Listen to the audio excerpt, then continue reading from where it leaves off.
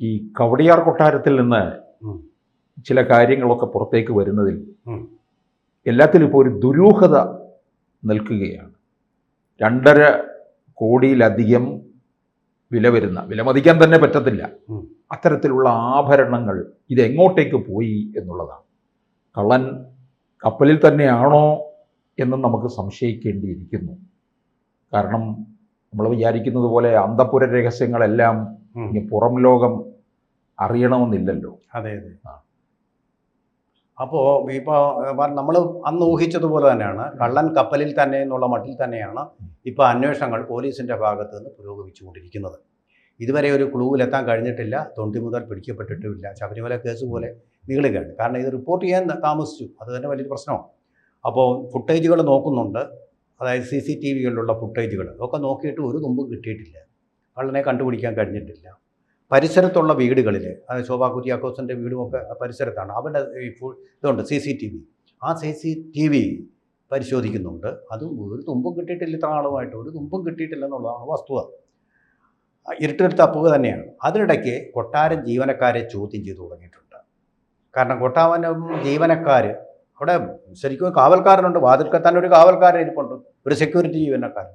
അവരറിയാതെ നടക്കുകയില്ല എന്നുള്ളതുകൊണ്ട് ഇവിടെ തന്നെയല്ലേ നമ്മുടെ ആ പോലീസ് DGPയുടെ വീട് വെച്ചിരിക്കുന്ന സ്ഥലം, ഇതിൻ്റെ തൊട്ട് മുമ്പിൽ തന്നെ അല്ലേ വിവാദ പോലീസ് അജിത് കുമാറിൻ്റെ, അദ്ദേഹത്തെ ഇപ്പോൾ സ്ഥലം മാറ്റി, വകുപ്പ് മാറ്റി. അപ്പോൾ പോട്ടെ, അങ്ങനെയൊക്കെ ഉള്ളൊരു കവടിയാറെന്ന് പറഞ്ഞാൽ ഇവിടുത്തെ ഏറ്റവും ഒരു ഗ്ലാമർ പ്ലേസ് ആണ് അല്ലേ, വലിയൊരു പോഷ് ഏറിയാണ് കവടിയാർ. തിരുവനന്തപുരം പറഞ്ഞാൽ അതാണ്. അപ്പോൾ അങ്ങനെയുള്ള ഒരിടത്ത് ശംഖും മുഖം മുദ്രയൊക്കെ പതിപ്പിച്ചുകൊണ്ട് കാറ് പോകാൻ അനുവാദമുള്ള ഒരു കൊട്ടാരത്തിൽ നിന്ന് ഇത്രയും വലിയൊരു മോഷണം നടന്നു എന്ന് പറഞ്ഞത് നവംബറിൽ അശ്വതി തിരുനാൾ ലക്ഷ്മിഭായി തമ്പുരാട്ടി ബംഗളൂരുവിലേക്ക് പോകാൻ വേണ്ടി ഈ അലമാര തുറന്നു, ഏതെങ്കിലും ആഭരണങ്ങൾ എടുക്കാൻ വേണ്ടിയിട്ട്. ഈ ആഭരണങ്ങളൊന്ന് കണ്ടാൽ ഏത് കള്ളനും മോഷ്ടിച്ചു പോകും ചെയ്യുന്നത്. നമ്മളൊരു പാട്ട് കേട്ട്, സന്ധ്യയ്ക്ക് പ്രാർത്ഥിക്കുന്ന ഒരു പ്രാർത്ഥനാഗീതമുണ്ട്, പച്ചക്കല്ലൊത്താ തിരുമേനിയും നിന്റെ പിച്ചക പൂമേനിയും കാണുമാറാകണം. അങ്ങനെ പച്ചക്കല്ലെന്ന് ഞാൻ കേട്ടിട്ടുള്ളൂ, ഇന്ന് വരെ സത്യം പറഞ്ഞാൽ കണ്ടിട്ടില്ല.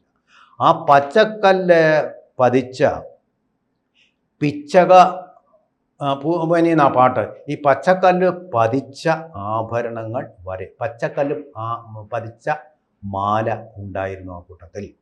അതൊന്നേ ഉള്ളു ദൈവം. അത് കഴിഞ്ഞാൽ ശ്രീപത്മനാഭസ്വാമിയുടെ 1 പവൻ തൂക്കമുള്ള ഒരു മാല വേറെ, ശ്രീപത്മനാഭസ്വാമിയുടെ ചിത്രമുണ്ട്, അതും മോഷ്ടിച്ചുകൊണ്ട് പോയിരിക്കുന്നു. അതുപോലെ തന്നെ കറുത്ത മുത്ത്, സ്വർണം ഇവ ഇടകലർത്തി ചേർത്തിയ ഒരു മാലയുണ്ട്. അതുപോലെ തന്നെ 4 പവൻ തൂക്കമുള്ള 2 വളകൾ. അപ്പോൾ ഒരു വളയ്ക്ക് 2 പവൻ വീതമുള്ള 2 വളകൾ.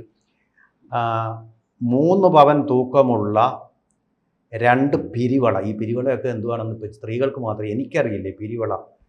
മനുഷ്യർക്ക് പിരി വരുന്നതെന്ന് കേട്ടിട്ടുണ്ട്, വളകൾക്ക് പിരി വരുന്നത് ആ പിരിവളകൾ. അപ്പോൾ അവർക്ക് മനസ്സിലാവുമെന്ന് വിചാരിച്ചാണ് ഈ പറഞ്ഞത്. പിരിമാല അങ്ങനെയുണ്ടെന്നാണ് പറയുന്നത്.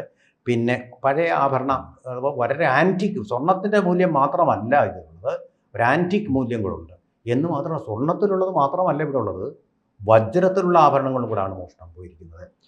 കുഴിമിന്നുമാലകൾ പോയിട്ടുണ്ട്, ഒഴുക്കൻ വളകൾ, ഇതൊക്കെ എന്ന് പറഞ്ഞാൽ ഡിസൈൻ ഇല്ലാത്ത വളകളായിരിക്കുമെന്ന് ഊഹിക്കുന്നു. അങ്ങനെയുള്ള വളകളും എല്ലാം തന്നെ ഉൾപ്പെടെ 2.5 ഇപ്പോഴത്തെ വിലയ്ക്ക് 2.5 കോടി രൂപ വിലയുള്ളതാണ് പോയിരിക്കുന്നത്. നവംബറിലാണ് ഇത് മോഷണം നടന്നത്. അന്ന് ഇതിലും വില കൂടുതലായിരിക്കും. സ്വർണ്ണം അതിൻ്റെ പീക്കിൽ നിൽക്കുന്ന സമയമാണ്.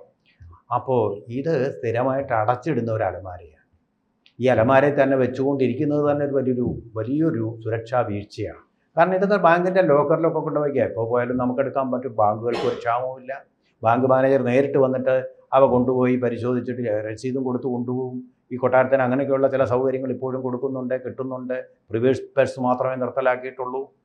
കൊട്ടാരത്തിലെ മെയിൻ്റനൻസ് തന്നെ വളരെ വളരെ പ്രയാസത്തിലാണ് ഇപ്പോൾ നടത്തുന്നത്. കാരണം വലിയൊരു കൊട്ടാരമാണ്, നല്ല ധാരാളം ചിലവാക്കും. അപ്പോൾ ഇതിൽ ഏതെങ്കിലും എടുത്ത് പണയം വെച്ച് അവർക്ക് ആ മെയിൻ്റനൻസ് നടത്താമായിരുന്നു. അതുപോലും ചെയ്യുക, പണയത്തിലായിരുന്നെങ്കിൽ കുറച്ചുകൂടെ സേഫായി പോയിനി. വാസ്തവത്തിൽ അതുപോലും ചെയ്യാൻ വളരെ കഷ്ടത്തിലാണ് എന്നുള്ളതാണ് അവിടുന്ന് മനസ്സിലാകുന്ന കാര്യം. അപ്പോൾ അങ്ങനെയായിട്ട് ഇവരൊക്കെ ഇതും വെച്ചുകൊണ്ടിരുന്നതിൻ്റെ ഫലമായിട്ട് ഇതിലൊരു ജാഗ്രത വന്നില്ല. ആ സെക്യൂരിറ്റി എങ്കിലും പറഞ്ഞു കൊടുക്കണ്ടേ? അഡ്മിനിസ്ട്രേറ്റർ പ്രത്യേകമുണ്ട്, PR പ്രത്യേകമുണ്ട്. അവരൊക്കെ ഈ കാര്യത്തിലൊന്ന് ശ്രദ്ധിക്കേണ്ടതല്ലേ? ഇതിൽ ഏറ്റവും പ്രധാനപ്പെട്ട ഒരു ചരിത്ര വസ്തുത എന്ന് പറയുന്നത്, ശ്രീ ചിത്തിര തിരുനാൾ തമ്പുരാൻ ഇവർക്ക് കൊടുത്ത തിരുവിതാംകൂറിൻ്റെ അവസാനത്തെ അതുപോലെ ഇവർക്ക് സൂക്ഷിച്ചു വയ്ക്കാൻ കഴിഞ്ഞിട്ടില്ലെന്ന് പറയുന്നത് ഗുരുതരമായിട്ടുള്ള ഒരു ഇവരുടെ മാതുലനല്ലേ അത്, മാതുലനായിട്ടല്ലേ വരുന്നത്. അതെ. ആ മാതുലൻ കൊടുത്തത് പോലും സൂക്ഷിച്ചു വെക്കില്ല എന്ന് പറയുമ്പോൾ അശ്രദ്ധ കൊട്ടാരത്തിനകത്ത് തമ്പുരാട്ടിമാരിൽ നിന്ന് തന്നെ ഉണ്ടായിട്ടുണ്ടെന്നാണ് പറയുന്നത്. അപ്പോൾ ആണുങ്ങളെ പറഞ്ഞിട്ട് കാര്യമില്ല. അശ്വതി തിരുനാളും ഇവിടെ ഇല്ലെന്നാണ് എൻ്റെ അറിവ്. ദത്തെടുത്ത ഒരു തമ്പുരാട്ടി ഉണ്ടായിരുന്നു, അവരിവിടെ ഇല്ലെന്നാണ് തന്നെ. അവരെല്ലാം പല സ്ഥലങ്ങളിൽ, ബാംഗ്ലൂരോ ഫ്രാൻസ്, ഈ അതുപോലെ ഈ തമ്പുരാട്ടിമാർ ഇടയ്ക്കിടയ്ക്ക് ഫ്രാൻസിലും ഒക്കെ സന്ദർശനം നടത്താറുള്ള ആൾക്കാരാണ്. അവിടെ നിന്നുള്ള ക്ഷണം വരുന്നതനുസരിച്ച് അങ്ങനെയൊക്കെ പുറത്തേക്കൊക്കെ പോകുന്നവർ. അല്ല, ഈ ആഭരണങ്ങൾ മോഷണം പോയതിനെ തുടർന്ന് ഈ പ്രധാനപ്പെട്ട ചില ജുവലറികളിലേക്ക് അന്വേഷണം നീളുന്നതായി. തീർച്ചയായിട്ടും അതാണ് ഇപ്പം നടന്നുകൊണ്ടിരിക്കുന്നത്. നിലവിലിപ്പോൾ തിരുവനന്തപുരത്തിലുള്ള പ്രധാനപ്പെട്ട ആഭരണശാലകളിലേക്ക് അന്വേഷണം. അതിലൊരു അർത്ഥവുമില്ല.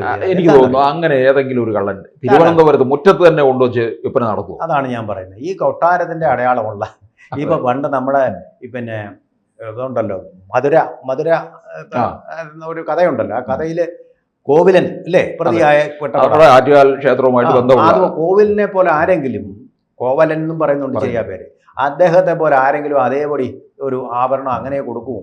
കിട്ടിക്കഴിഞ്ഞാൽ എന്തോ ഇത് ഉരുക്കുമ്പോൾ കുറച്ച് മൂല്യം പോകും, അതിന്റെ സംഭവവും പോകും, വില. ഇതിനകത്ത് ഈ തെളിവുകൾ ഇല്ലാതെ പോകും. സ്വർണ്ണം അങ്ങനെ ഉരുക്കി കഴിഞ്ഞാൽ ശബരിമലയിൽ സംഭവിക്കാൻ പോകുന്നതാണ്. അതാണ് സംഭവിച്ചത്.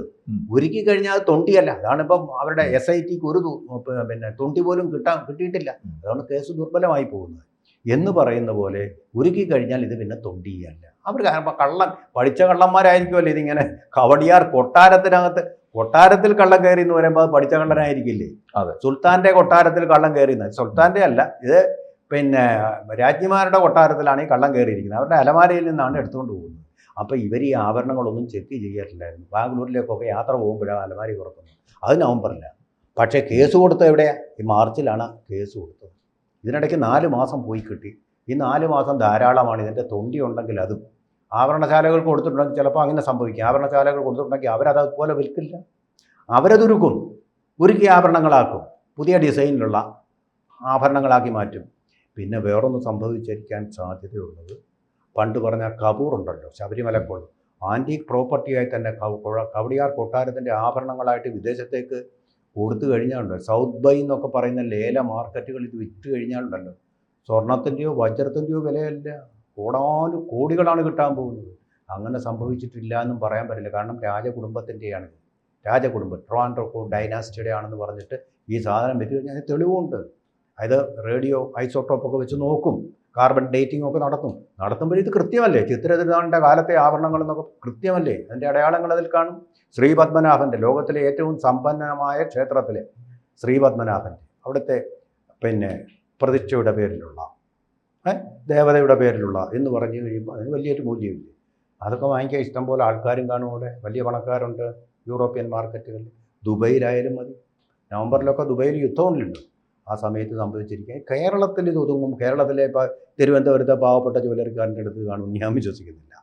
തന്നെയല്ല, ഭീമ പോലൊരു ജുവലറിയിൽ അത് കിട്ടിയാൽ തീർച്ചയായിട്ടും അവരപ്പം തന്നെ അത് പോലീസിൽ അവരറിയിക്കും. അപ്പോൾ അങ്ങനെ ഒരു ജാഗ്രത കുറവാണ്. ഇപ്പോൾ ഏറ്റവും പുതിയ നമുക്ക് കിട്ടുന്ന വിവരം, പോലീസിനെ കൊണ്ട് ഇത് തെളിയിക്കാൻ പറ്റിയിട്ടില്ല, ക്രൈം ബ്രാഞ്ചിനെ ഏൽപ്പിക്കാൻ പോകുന്നു എന്നുള്ള ആ തീരുമാനം എടുക്കുന്നതിന് ഇപ്പോൾ തെരഞ്ഞെടുപ്പ് വിജ്ഞാപനം ബാധകവുമല്ല.